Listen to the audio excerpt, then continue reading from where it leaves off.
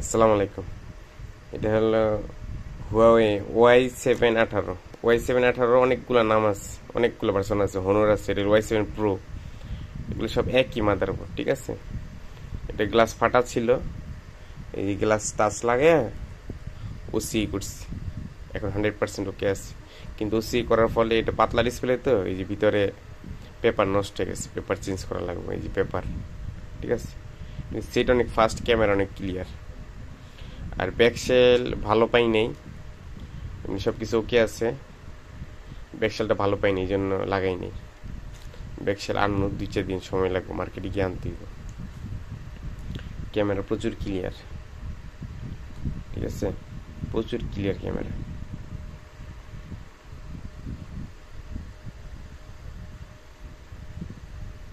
এটা হলো 332।